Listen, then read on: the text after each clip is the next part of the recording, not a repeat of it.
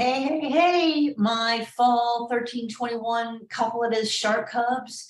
I want to go over today our sales speech, and there's a variety of resources available for you in this class to complete this assignment, but I thought I would do a personal touch for this class because you guys are just rocking the semester out of day one. So this is the fall 2022 1321 sales speech.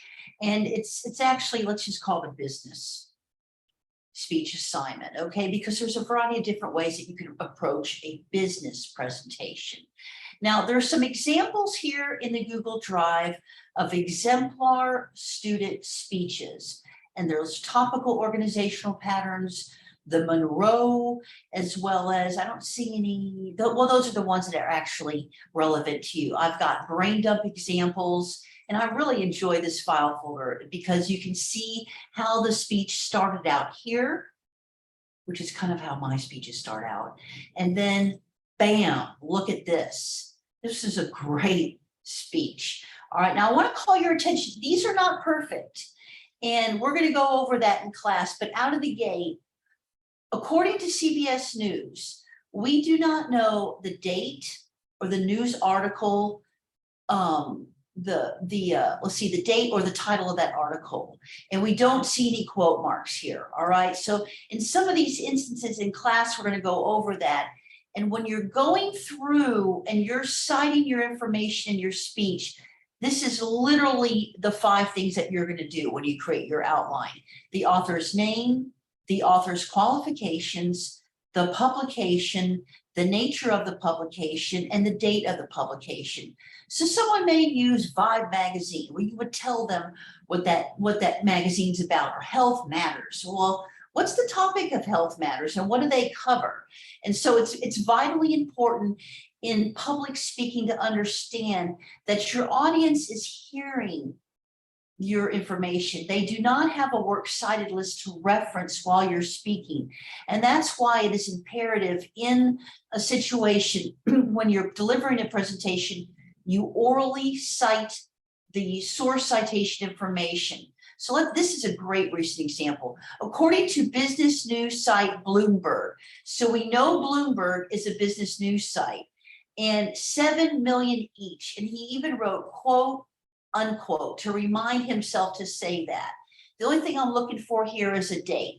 In 2011, United States, so here's the quote, he goes, quote, unquote, Dr. Mark Davison, we know his name. We know he is acting Deputy Administrator of the USDA's Animal and Health Inspection Services. And he said on February 18th. So that is like, bam, we can see immediately now that we're getting the author's name, the author's qualifications, and the date. In this instance, it may have been more difficult to ascertain. So I'm reasonable. If you can't find the qualifications of your author, just make a note of that in the works cited, okay? Now, what's the color coding you're thinking? Some students, for online learning, I really like to get a highlight so I know that you know what your 3 sources are. They're from different source. You're going to have like 3 different sources, not 3 quotes from the same, piece of information, not 3 Time magazine quotes, but one from Time, one from US News, and one, I don't know, from the Christian Science Monitor. We used to use that a lot when I was an extemp speaker back in the day. A lot of these students, they've taken it a step up, like what, Emerald, they've kicked it up a notch. And so they're like, here is my blue. And it corresponds with the blue down here. I don't care how you do it, as long as I see 3 sources and they're highlighted, okay? So let's go back now to the prompt.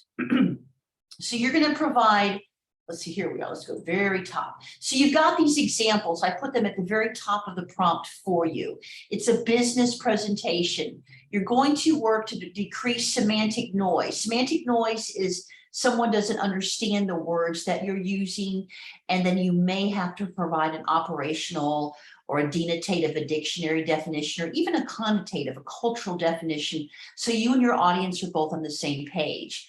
You'll have vivid examples, statistical support. Students are provided with exemplary past work from written assignment requirements. Make sure to review those examples. Please note, we will make corrections to these sample outlines during class lecture to demonstrate common oversights in full sentence outlines. Now, it's important to attend that student instructor conference so that I can personally give you a consulting session. Y'all, people pay me like $500 an hour to work on their speeches with them. I mean, I've worked with rocket scientists and so forth, and police officers and political candidates. And so you're getting me cheap, all right? I want you to do well, and I want to give you that personal touch as your own coach, your own consultant, and I love coaching students. And oftentimes what will happen is we'll be in a team. So one person will show us their outline, and then everybody else is going to look at that and provide suggestions. And I want to be honest, y'all, some of your colleagues are going to come up with much better attention getters than I could ever envision. And this has happened a couple of times. One time I had a student give a very serious speech. We were talking about trigger warnings, and he said, I'm really struggling with my attention getter. And I said, well, what do y'all think? And one of his colleagues, she says, well, what made you pick that topic? And he thought about it. He said, you know what? You just triggered something, a memory in me. And it gives me chills thinking about it. And he started out his speech about this very vivid story of his life. And it was just, we were all in tears by the end of the speech. And that was his colleague.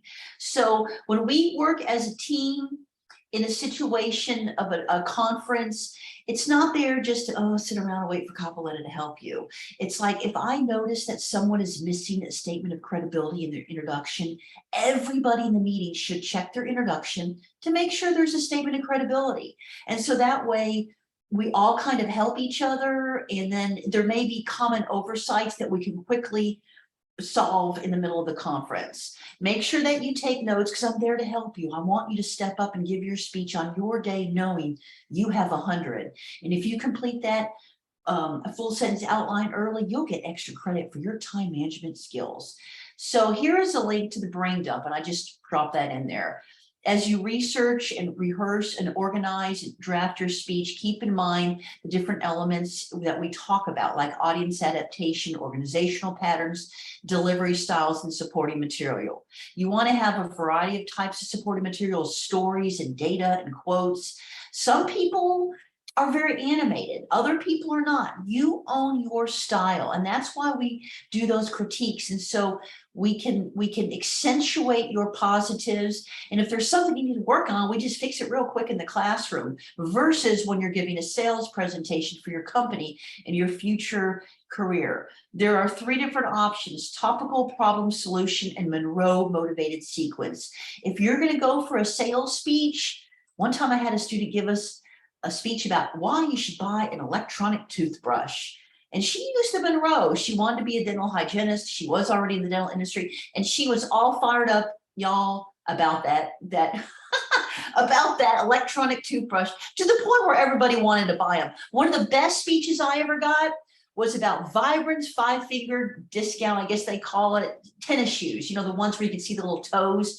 He gave us all sorts of running model videos, and he explained about injuries. And I ended up going out and buying one, y'all, and they were probably my favorite pair of shoes. I wore them till there were holes, till they were holy shoes, the soles, and I probably should go buy another pair at some point. So when we look at your performance, I'm looking at your attendance in those conferences. I'm looking at your written documentation, which includes the research and the, which includes, let's just put it this way, the full sentence outline, your works cited list, and your visual aid, your digital visual aid. Okay, so a multimedia component is required. It could be Prezi. I do not recommend Keynote.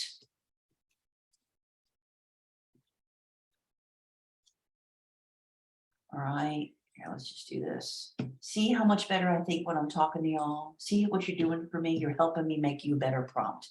And then you're going to have your question and your peer critiques. The peer critiques should have 5, well, I think I covered that below, but 5 bulleted points and super positive. Okay. sometimes I get someone every once in a while who thinks that they're the professor and they're super mean. And I'm like, hey now, I've been doing this for 30 years and I want my students to be comfortable and I'm giving positive comments. I expect the same from you. And so here on the speaker order, what we're going to do is we're going to have a sign up sheet on Google Sheets. And so basically, number one, the rule is that, hey, everybody's going to speak on their day. And then you're thinking, well, how do I know my day? It's going to be like, well, we're going to have a Google Drive documents. And then I'm going to lock that so people don't go back in and change it. Because every once in a while, I have people think they're sneaky and they're going to change their day. And I'm like, I have a photographic memory. I remember you were supposed to go on Tuesday. And then on your final draft of your full sentence outline, your works cited, and then your visual aid should be sent on the day of your presentation before class in PDF format. Okay, so, and if there's an emergency, just let me know. Because we have to kind of stick by the syllabus, y'all, as far as the dates, because we've got a jam-packed semester. So ethos and tire, you always get extra credit if you dress up. Make sure that you follow the time limits. So if you speak for only 4 minutes, that would be minus 10 points because it's 5 points per 30 seconds. Students may use their discretion about what type of speaking notes they want to use. Some public speaking professors or business communication professors will say you must use note cards. I want you to come up with your own style. Some people use note cards exceptionally effectively. I can't pull it off. I'm old school debater, that lawyer mojo. I like my one piece of legal paper, or on Zoom, I have my screen set up where I've got my Zoom window here, and then now you're going to be standing up, so you may want to use your phone, you may want to print out your outline. I highly recommend that you print out your outline. So there's that. Now with point value deductions, make sure that you rehearse that at least 15 times before you speak. And we're going to know if you've rehearsed or not, or it's going to be abundantly clear to your audience if it's the first time you're presenting. And it really should be natural. Focus on your hand gestures, your volume, your vocal variety, articulation, make your own podium, that kind of thing. The visual aid is required. So make sure that you follow the rule of 6, which is no more than 6 bulleted points, and each bulleted point should have no more than 6 words. Why do you think that's the case? That's right, because we're going to be reading along with you, and then at that point it becomes story time and not you communicating a message with your visual aid. Now, if there is something with graphic violence of any sort, it must be pre-approved by me. I have the graphic violence threshold of a 5-year-old. I don't watch graphic violence movies. I've never been into that. I walked out of Terminator 3. I was like, ugh, yuck. I don't even know why I even went to go see Terminator 3. And so that's not my jam. And the reason why is I don't want students who have PTSD to endure that. Now, if there's something you really want to show, like for me, that movie about the orca whales, I was crying when one time a group showed the narrative of the sailor and him hearing the whales. And if there's something maybe on the borderline, I'll grab some of your colleagues, maybe 3 men and 3 women, and we'll make a call. All right. So, but the bottom and the rationale is I just don't want someone with PTSD to have a trigger.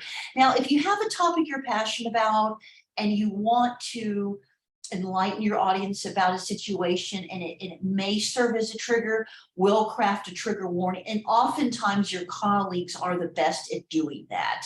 They're very good at helping me help you come up with a trigger warning. So now the full sentence outline in the Zoom class, obviously on the day of your speech, you're going to email that prior to class. So right before class starts, send me your PDF of your outline, your works cited list, and your visual aid. And remember, I don't recommend Keynote. I like Prezi a lot.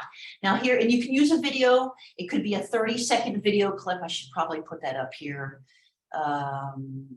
Videos should be no more than 30 seconds. See how much you're helping me?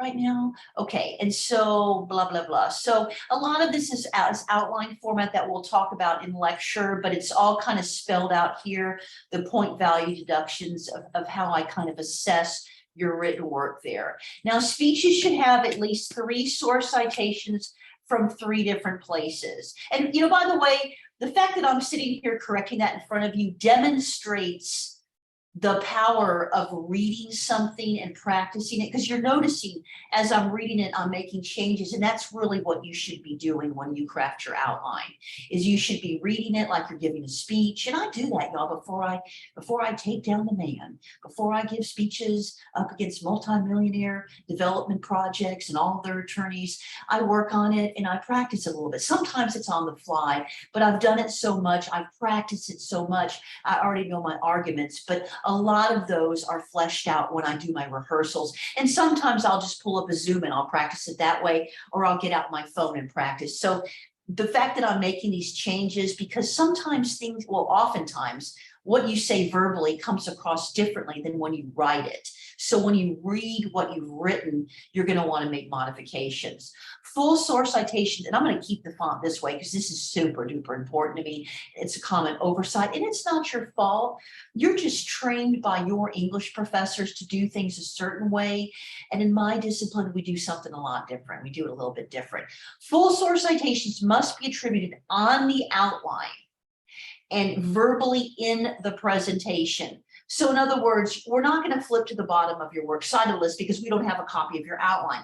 So you will say, according to the author's name, then the author's qualification, that's 2, right? And then you're going to say the publication, what the publication does, and the date. You're going to literally type that in. And that was that example I had at the beginning of this little video lecture, where the person literally then went quote, they typed out quote, they put quote marks, they put in the quote and unquote. And that's exactly what you should do. If you have to cue yourself to say quote, do it. Sometimes I'll have, and I do this. In fact, one time, they literally changed policy. It was the power plant example where they wanted to build housing for poor people near a power plant. And I jumped online and literally like a minute, I found some research from the EPA that says how they target poor people for power plants. Boy, was that a cool quote to find. And then it talked about all the cancer that people endure as a result of that. And when I read that, one of the commissioners voted against it. He says, Professor Coppola is a professor, she's a researcher, she just read you information from the EPA.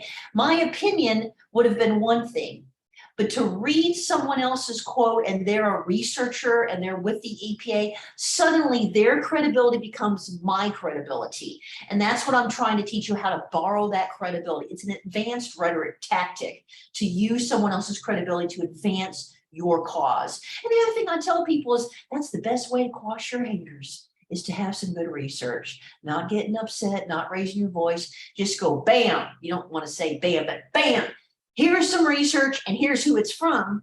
And guess what? It's from this month or it's from yesterday. So it's just imperative that you have that in line. And then you're going to do your peer critiques. Each student must submit a critique for each student who presents. Comments should be specific and positive. And we're going to put in here 5 bulleted points per speaker. Okay, let me just like highlight that. Y'all can see I'm a big highlight person. Okay, or bold. Here are just some things to think about. This is literally kind of what I'm looking for when I'm giving a critique. What's their cadence? You know, how quickly are they talking? I should probably even put cadence in there. Spell that right. Cadence, vocal variety, vocal projection. Pauses can be effective. I like to speak fast, but sometimes I'll say something and I'll pause and I'll look into the audience and then I'll move on. That makes a real strong impression with your audience, especially if you're a quick speaker. Even if you speak slowly, if that's your style, that pause, or if you quicken your pace, has a real impact with your audience. Now, these are, so I'm going to literally drop in this lecture here. I wanted to update it. There's a video playlist of some other lectures that I've given on how to write the speech. This is the lecture on the assignment. This is actually how to complete the assignment, and then the topic generate, the brain dump form I have up there, all this is there. So anyway, that's my lecture on this assignment. We're going to go over this in class, but I just kind of wanted to provide something for you to look at and reference if you have any questions. And remember, I want every one of you, your voice is very valuable to me. What is important to you is important to me and your colleagues. And let's get it right. Let's learn how to write a full sentence outline effectively, how to borrow someone else's credibility, how to make effective visual aids using the rule of 6, and basically develop your own speaking style. Business presentations are super powerful, especially in a sales situation or an instructional situation. And I want you to be that person that just knocks their socks off. And a lot of you may experience a situation where you do an internship in the future. That final presentation you give may end up landing you a full-time job. All right, y'all, have a great afternoon. Thank you for watching my video.